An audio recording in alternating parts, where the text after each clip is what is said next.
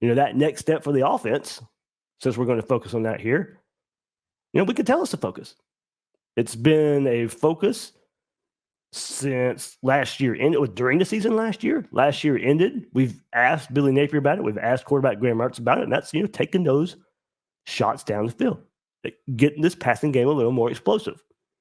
And it has been a focus this spring from the media, from the team itself, just trying to get some more clarity on what will it take? How can we do this? How can it be done that Florida will be a more explosive passing team? A huge contributor in that is returning some weapons at wide receiver that were on this team last year, and especially returning your quarterback, Graham Mertz. So let's hear from Billy Napier on how length along the offensive line and speed at wide receiver, those things coming together to help the downfield passing game. We've been intentional about adding speed to the roster, especially at receiver. There's no question we needed to pass protect better. Anybody, even my wife would say that we could pass protect better last year. But, I think ultimately we added 2 portal tackles. We have some players coming back at that position, and then we've got 2 really good freshmen, So we feel better about that depth. And even with 2 guys out, we're able to, field 2 pretty good offensive units. But there's no doubt the pocket's been cleaner. Now, it's hard for me to get beyond today, right? Like I thought we were a little lackluster early, throwing and catching. We were a little bit asleep from the jump, 7-on-7, first part of the scrimmage. So I think we need to start faster from that standpoint. But I do think in the second half of the scrimmage, we protected better, threw and caught the ball better. The defense contributes to that, right? So, but overall, you're exactly spot on. I mean, I think we need to protect better, and I think the personnel we've added will allow us to, hold the ball a little bit, and that'll allow us to throw it down the field a little bit more often. So an up and down day for the offense, but mostly due to a slow start. But one player that has shined and has done it all offseason, that's offensive weapon, wide receiver Trey Wilson. He dominated in the second scrimmage. Now, listen, guys, in the backfield, well, certainly we saw some of that last year, but identify ways to get him the ball. But in the backfield, short throws, intermediate throws, down the field, Trey Wilson was doing it all in the second scrimmage. And as good as he was last season, that was year 1. And there needs to be that jump in year 2 to become elite. Napier said after the second scrimmage, quote, "I think he's added a bunch of lean muscle to his frame. I think he's stronger. I think he's got confidence from the experience. And even today, he was ultra productive today.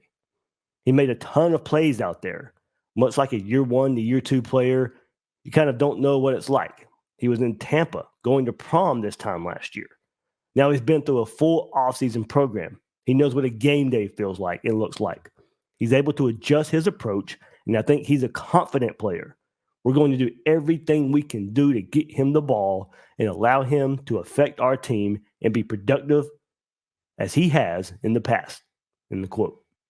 So, guys, from what I can tell, from what's being said publicly there and behind closed doors, the staff knows what they have in Wilson and expect him to get the touches needed to try and win games. This isn't hard. You ride him as much as possible. Now, of course, you need people around him to help make it easier for him as well. You need some guys in the receiver room to help take some of the pressure off Wilson, not let defenses just solely focus on him. But there's a focus also on this Gator offense to get him as many touches as possible to help talk about explosion. He's part of that. He's a big part of that. Trey Wilson needs the ball in his hands. So more scrimmage notes before we close this episode. But first, let's continue this angle of the downfield passing game with quarterback Graham Mertz. He spoke earlier in the week, not after the scrimmage, but he did speak earlier this week. While we're focusing on this, I wanted to get this in here.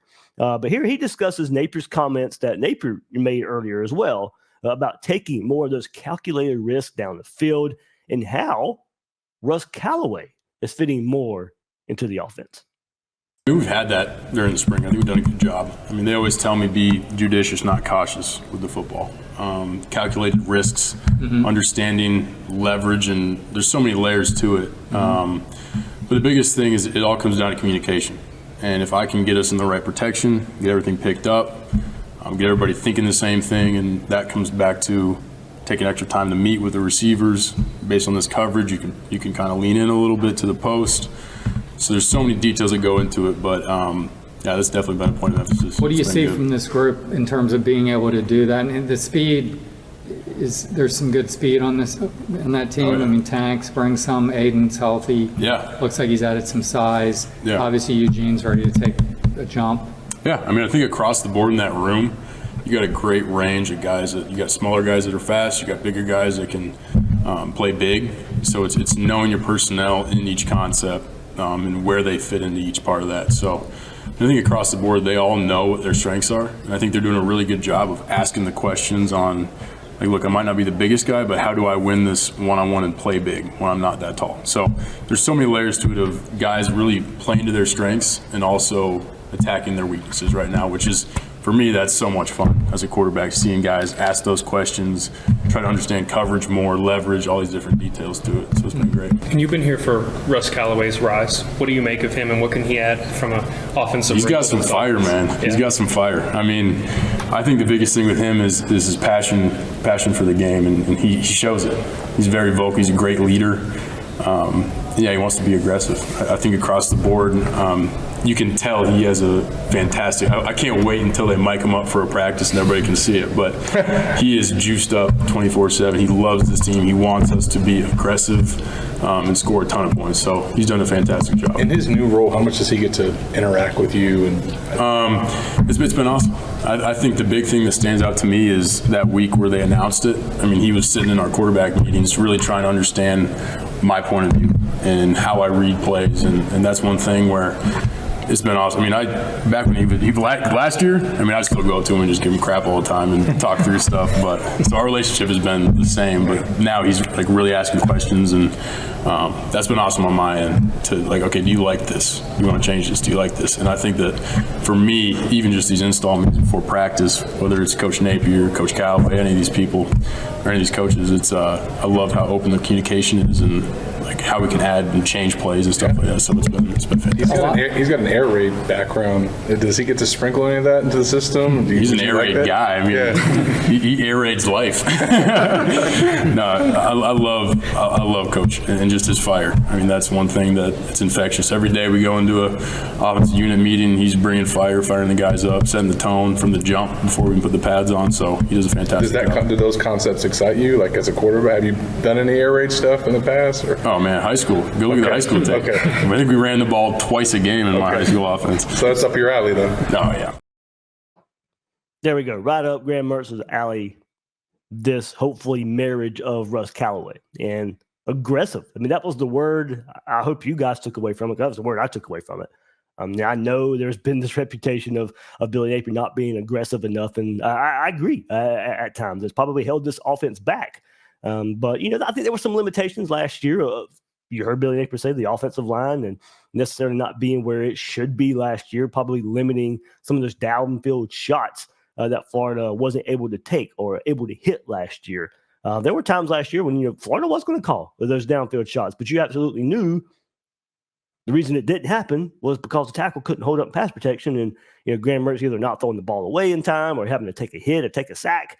Hopefully those issues are few and far between coming up, but certainly does sound like with Russ Callaway, and certainly sounds like he's more involved. You hear Graham Mertz saying there's plenty of communication with him. A lot of people have wondered the role of Russ Callaway and what would that mean? Well, look, just that conversation alone with Graham Mertz right there means, well, he's not just stuck and relegated to the tight ends anymore. He's in these offensive meetings. So taking all that, the word aggressive, if there's anything I took from all that positive talk about Callaway, it was the word aggressive. And, that is in Napier's offense. We saw it more with the downfield shots with AR in 2 seasons ago compared to Mertz last season. But it is in the offense. And, of course, now Callaway's here to help unlock it a bit more.